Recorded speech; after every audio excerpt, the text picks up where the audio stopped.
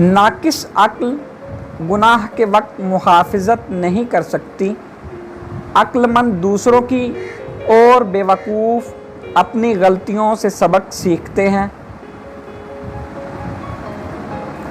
अक्ल इस्तक़लाल और तहम्मुल का नाम है, यानी मुश्किल मसाइल हल करने के लिए मुसलसल गौर करना चाहिए। अक्लमंद और बेवकूफ़ दोनों में कुछ न कुछ ऐब होता है।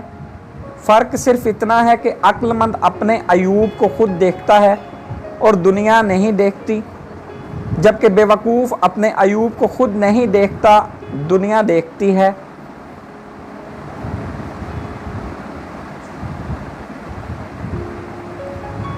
अक्लमंद कानून दान खुद कभी कानून का दरवाज़ा नहीं खटखटाता। अक्ल का दुश्मन गुस्सा है। अक्ल हस्ती की हकीकत को समझने की कोशिश करती है।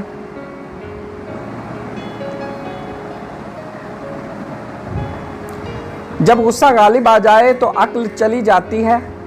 अक्लमंद वो है जो अपने गुस्से पर काबू रखे। अक्ल की सबसे बड़ी खामी ये है कि उसकी बुनियाद शक पर कायम है।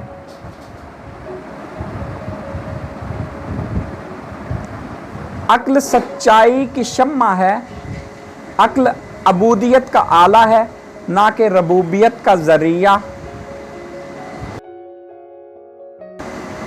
किसी की किल्लत अक्ल का इसके कसरत कलाम से अंदाज़ा लगाएं। वो शख्स अक्लमंद नहीं जो दुनियावी लज्जतों से खुश और मुसीबतों से मुस्तरिब हो। कुदरत ने दिमाग को दिल से ऊंची जगह दी है, इसलिए जज्बात को हर हालत में तमीज़ के ताबे रखना ज़रूरी है।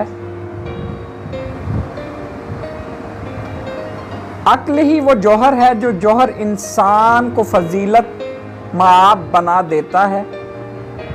सिलसिला नस्ब किसी के वास्ते बाइसे फ़ख्र नहीं हो सकता। निस्बती फजीलत पर फ़ख्र करने वाला अहमक है।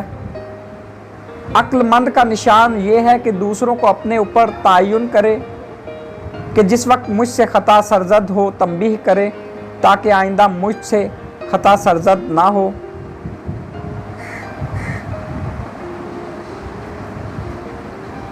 दुनिया आकिल की मौत पर और जाहल की ज़िंदगी पर हमेशा आंसू बहाती है।